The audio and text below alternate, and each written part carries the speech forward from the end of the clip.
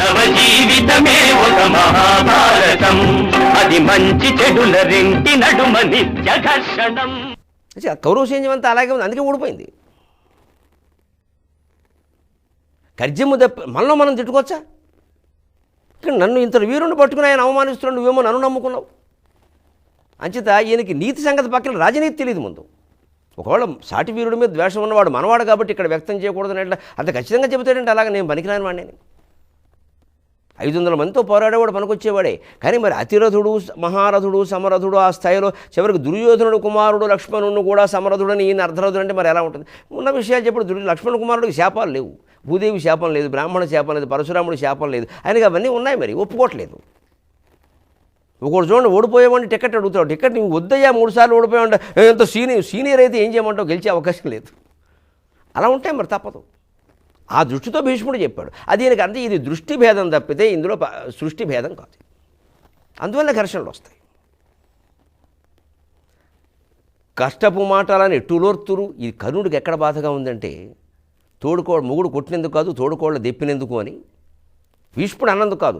అంటుంటే దుర్యోధనుడు వీడు మౌనం పాటిస్తాడు, వీడు జనగణమనలాగా. నీకేం దేశగీతం అనుకుంటున్నావా? అంటే నా మీద నీకేం ప్రేమ లేదా? ఉంటే వెంటనే భీష్ముడిని ఎదిరించద్దా? అలా మాట్లాడతావు ఏమిటని. అందుకని కష్టపు మాటలను ఎట్టులోర్తురు. ఎలా భరిస్తున్నారండి మీరు ఈ మాటల్ని? ఈ దుర్జనుడైన శాంతనవు దౌర్బలమేటిది. దుర్జనుడు, దుష్టుడు, దుర్మార్గుడు ఎన్ని మాటలు అంటున్నాడు భీష్ముడిని. సహజంగా వచ్చినవి కావు. కర్ణుడు అంత దుర్మార్గుడు కాదు. భీష్ముడి విషయంలో చాలా గౌరవం ఉంది. భీష్మ పితామహుడు అంపశయ్య దగ్గరికి వెళ్ళాక ఇదే కర్ణుడు పుత్రుడి కంటే ఎక్కువగా ఎలా ఏడుస్తాడో మనం చూస్తాం. భారత పాత్రల్ని అపార్థం చేసుకోకుండా దయచేసి. ఈ పాత్రలన్నీ పార్థసారథి నిర్మాణంలో అపార్థసారథులవి కావు. ప్రతి దాంట్లోనూ ఒక ఔన్నత్యం ఉంది. కానీ ఈ పౌరుషంలో ఇలాగే మాట్లాడతారు. మనమేనంత ఒకసారి ఏదో అనేస్తాం, అది ఏమిటో అంత ఆయన పట్టుకుని ఇంత మాట అన్నామంటాం, మళ్ళీ గింజుకుంటాం. ఊరికి ఇంటికి వెళ్ళి క్షమాపణ చెప్పలేము, గింజుకుంటూ ఉంటాం. చాలు, ఆ మాత్రం పశ్చాత్తాపం ఉన్నా చాలు, వేళ కాదు రేపు చెబుతాం. అది కూడా లేకుండా ఇంకా రెచ్చిపోతూ ఉంటే అలాగా. ఎప్పుడు ఆ విషయం వచ్చిన ఏడాది తర్వాత ఏమిటో అప్పుడు ఆవేశంలో అన్నామనాలి తప్ప ఇప్పటికీ నేను దానికి కట్టుబడి అంత సీన్ లేదు జీవితానికి. అసలు నువ్వు కట్టుబడి ఉన్నావు, యమధర్మరాజు నీకు కట్టుబడి ఉన్నాడు, పెట్టుబడి రేపు తీసుకుపోతాడు. ఈవిడి కట్టుబడి వల్ల ఉపయోగం. ఆ ద్వేషం మర్చిపోవద్దా? ఆ మర్చిపోలేకే మనకి ఆందోళనలు, వ్యాధులు. అందుకే నీ ఎదుటే పని చెడిపోయింది, నువ్వు ఎలా చూస్తూ ఊరుకుంటున్నావు? ఈయన లేకపోతే ఏమిటి? ఈతడొక్కడు వర్జితుడైననేమి. ఈ ఒక్కడు పోతే ఏం జరుగుతున్నాయా? ఎందుకంత కంగారు పడిపోతున్నారు? భీష్ముడు అంటాం. రూపవర్గము కుందుట వంట బాజుని. రూపవర్గం రాజులందరినీ అవమానిస్తున్నాడు ఈయన. ఈ లెక్కలు వేసేసి ఇక్కడ ఇలాంటి లెక్కలు వేసేస్తే సమరథుడైన వాడు తాను అతిరథుడు అనుకుంటాడు. ఈయన సమరథుడు అని చెప్పడం వల్ల వాడు నేను యుద్ధానికి రానుపో అంటే ఈయన చేసుకుంటాడు. ఒక్కడం చేసుకోండి నువ్వు ఆయన కూర్చుని. ఇది ఆయన విషయం. ఆయన వాదన తప్పే లేదు, ఆ వీరుడు అలా వాదిస్తాడు. ఇంకొక మాట చెబుతున్నా, అర్జున పక్షపాతి ఇతడాలము మేకొనిచ్చే ఎడుంజుమి. అర్జునుడు అంటే ఇతనికి పక్షపాతమయ్య. అర్జునుడితో యుద్ధం పూర్తిగా చిత్తశుద్ధితో చేయడుతున్నా. అర్జునుడు గెలవాలనుకుంటూ బాణాలు వేస్తే అవన్నీ ఏమవుతాయి? పురుకోసలోనూ కొబ్బరిని పొలాలు అవుతాయి. పెద్ద రాజులు మీరు చూస్తూ ఊరుకున్నారు, ఇలాంటి వాళ్ళందరినీ చేరదీస్తారు, ఏమంటామండి అని ఇక్కడ మీరు చెప్పేవన్నీ వృధా అయిపోయాయి అనవసరంగా. చేసిన ప్రయత్నాలన్నీ వృధా అయిపోతున్నాయి కదా అని చెప్పాడు మొహమాట లేకుండా. ఇప్పుడు మళ్ళీ భీష్ముడు లేచాడు. అర్జున పక్షపాతి ఇతడాలము మేకొని చేయుడుంజుమి. ఇక్కడ ఒక్క మాట చూడండి, వృద్ధుల బుద్ధులు సంచలింపవేనట్టుగానే ఉంది అన్నమాట. నిజమే, భీష్ముడు అర్జున పక్షపాతి, అర్జునుడు భీష్మ పక్షపాతి. అక్కడ ఇంతవరకు తన భుజశక్తి లేక ఉరుదర్పముయూది పరాక్రమింపవచ్చిన అది శల్యుని కులశ్రేష్ఠుని వృద్ధుని ఆర్యుని భీష్ముని సేనలకు ముఖ్యుడవీవని ఉపజేసి అని అన్నాడు అర్జునుడు. అదే అర్జునుడు బాధ. ఎవరితో యుద్ధం చేయడానికి నాకు భయం కానీ బాధ కానీ లేదు. భీష్ముడితో యుద్ధం చేయడానికి భయం కాదు, బాధగా ఉంది. నందనందన, ఆ అర్జున పక్షపాతం భీష్ముడి పట్ల ఉండే గౌరవం కారణంగానే భగవద్గీత పుట్టింది. మనం అదృష్టవంతులు. ద్రోణంచ భీష్మంచ జయద్రంచ కర్ణం తధాన్యానపి యోధ వీరాన్. చూడగానే గాంధీవం సంసతే హస్తాత్వక్చైవ పరిదక్ష్యతే వ్యాపధుశ్చ శరీరేమి రోమహర్షశ్చ జాయతి. త్వరలో విడుదల భగవద్గీత సవివరంగా సవిశేషంగా మూల భగవద్గీత. ఆ స్థితి అర్జునుడికి ఎందుకు వచ్చిన భీష్ముడి ఎందుకు పక్షపాతం మరి ప్రేమ తప్ప అంటే యుద్ధానికి పోయినప్పుడు తప్పే, అందుకే కృష్ణ పరమాత్మ వ్యతిరేకించాడు. కానీ ఉంటుంది భీష్ముడు కూడా అర్జున పక్షపాతం. అందుకని ఏం పుట్టింది, కర్ణుడు ఇప్పుడు యుద్ధరంగం నుంచి వెళ్ళిపోతాడు, నేను ఉండనంటాడు. ఇక్కడ కూడా చూడండి, సత్పురుషులైన వాళ్ళు పొరపాటు చేసినప్పటికీ దానివల్ల లోకానికి మేలు జరుగుతుంది. అర్జునుడు భీష్మ ప్రేమ వల్ల పక్షపాతానికి లోనే నిర్వీర్యమైనట్టుగా మాట్లాడినా మనకి భగవద్గీత దక్కింది. శంకరాచార్యకి ఒక్క పూట అన్నం కూడా దొరకని స్థితి రాబట్టే మనకు కనకధారాస్తవం దక్కింది. మరి ఆ మహానుభావుణ్ణి ఆ భగవంతుడు ఆ కష్టం పెట్టకపోతే మనకు ఎలా వస్తాయి? అందుకని మన అదృష్టం. అలాగే అదే కర్ణుడు ఇక్కడ ద్వేషించడం వల్ల, అదే ద్వేషం రావడం వల్ల ఏం దక్కింది, వాడు పారిపోయాడు యుద్ధరంగం నుంచి, అప్రతిష్ట దక్కింది చేతకాని వాడిని. మంచివాడికి చెడ్డవాడికి కూడా ఆ చేసే విధానాన్ని బట్టి ఫలితంలో అంత తేడా ఉంటుంది. మంచివాడు ఒకవేళ ఎప్పుడైనా పొరపాటు తప్పటడుగు వేసినా దానివల్ల లోకానికి మేలు జరుగుతుంది. ఆయన ఏదో ఇలా చాపల్యానికి లోనయ్యారు కాబట్టి ఏదో ఇలాంటి మహానుభావుడు ఒకడు పుట్టాడు, లేకపోతే ఇంత మహా తేజస్వంతుడు పుడతాడా ఆయనకు తప్పితే, ఆయనకి ఆ బుద్ధి ఎందుకు పుట్టిందంటే ఈ పిల్లాడు పుట్టడం కోసం, లేకపోతే ఏదో ఇంకేదైనా సంబంధాలు చెప్పచ్చు, రకరకాల ఆస్తులు కోల్పోవడం ఏదైనా సరే. హరిశ్చంద్రుడు రాజ్యాన్ని కోల్పోయి ఉండకపోతే సత్య హరిశ్చంద్ర నాటకం మనకు వచ్చేది కాదు, ఆ సత్యానికి ఒక మహానుభావుడు మిగిలేవాడు కాదు. అలాగనమాట అర్జునుడు లాంటి వాడు పక్షపాతానికి భీష్ముడు ఎందుకు ప్రేమ చూపించడం మనకు భగవద్గీత వచ్చింది. కర్ణుడు అదే ప్రేమని అదే చూపించడం వల్ల వాడు యుద్ధరంగం నుంచి వెళ్ళిపోయాడు, జరిగింది ఏం లేదు. భీష్ముడు అర్జునుడి మీద చూపించినటువంటి పక్షపాతం కర్ణుడిని బయటికి వెళ్ళగొట్టింది, దుర్యోధనుడికి అపకారం చేసింది.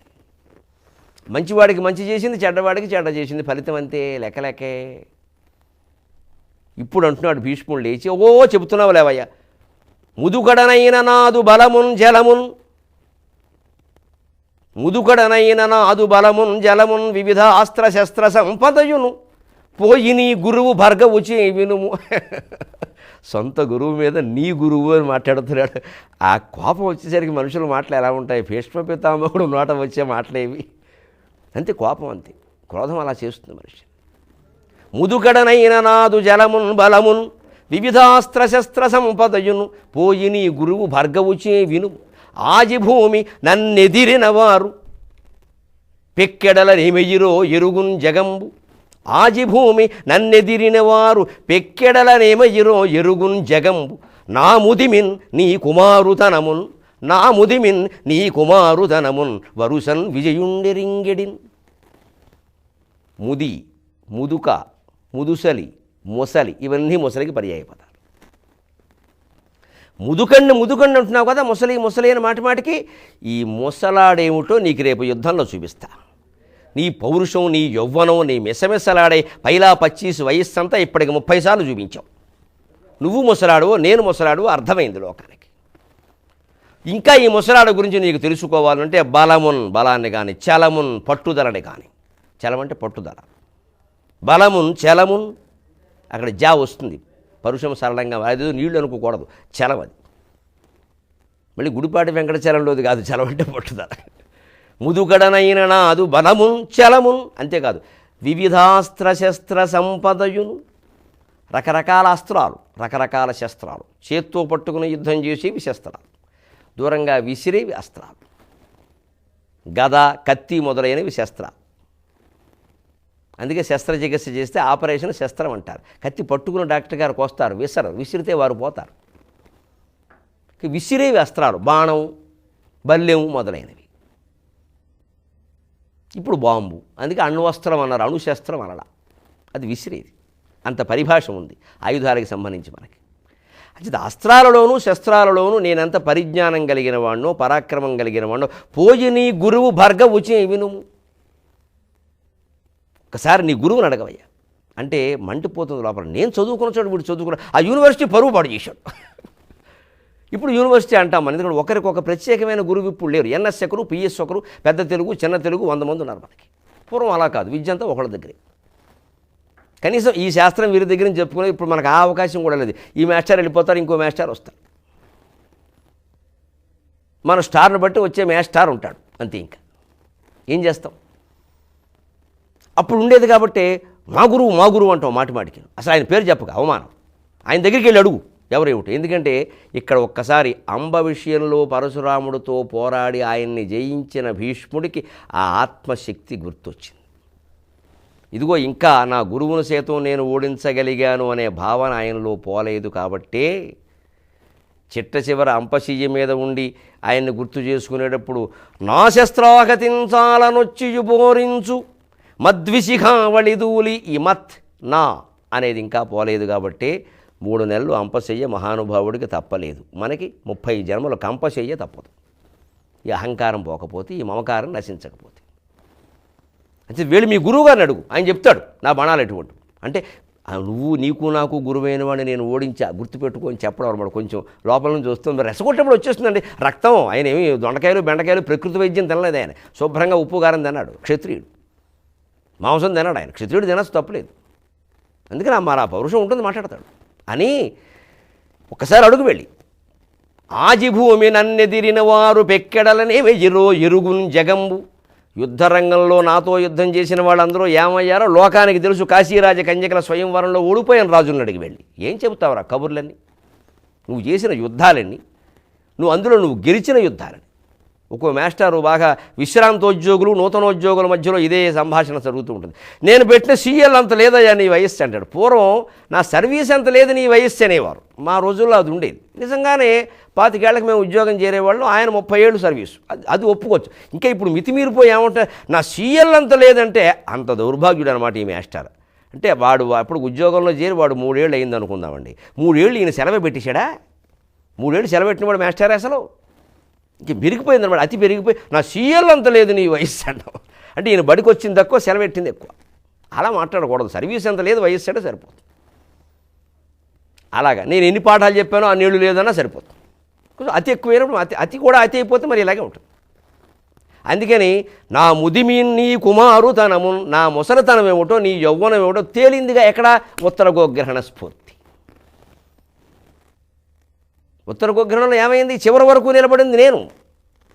సమ్మోహనాస్త్రం వేసిన లొంగల నా మీద గౌరవంతో వెళ్ళిపోయాడు అర్జునుడు. ఆ మాట పైకనట్ల, కానీ ఆయనకు తెలుసు ఆత్మవిశ్వాసం ఉన్నవాడు అలా మాట్లాడతాడు. భీష్ముళ్ళ లేనివాడు కర్ణుడిలా మాట్లాడతాడు. అంచేత మనం ఆత్మవిశ్వాసం కోసం, పరమాత్మ విశ్వాసం కోసం ప్రయత్నం చేయాలి. వరుసన్ విజయుండిరింగెడిన్ ఇదివరకు అర్జునుడు తెలుసు, ఇప్పుడు తెలుసు. నాకెదిరిన వారు అంటాడు. ఇక్కడ విభక్తి ప్రయోగంలో తేడా. ఒక విభక్తికి మరి ఒక విభక్తి యునగోని కారక పరిచ్ఛేదంలో రాస్తాడు. దానివల్ల అది సరిపోతుంది. అంచేత ఇక్కడ పరిమితులు భేదాలు చెప్పవలసిన చోట కూడా రెచ్చిపోయేటప్పుడు మహానుభావులు కూడా ఎలా మాట్లాడతారు. అయినా వాళ్ళ మాటల్లో సత్యం ఆ లోపల నుంచి ఎలాగా పుట్టలోంచి బయటికి పాము ఇలా వెలుపలికి వచ్చి నాలుగు ఇలా పెట్టి రానా వద్దా అని ఆలోచిస్తూ ఉంటుందో, ఆ సత్యం ఎలా తొంగి చూస్తూ ఉంటుందో కూడా మనకు అర్థమవుతుంది. ఇన్ని రకాల నీతులకు రాజనీతులకు నిలయమైన ఆంధ్ర మహాభారతాన్ని అందించిన తెలుగు భాషకు నమస్కారం చేస్తూ సెలవు.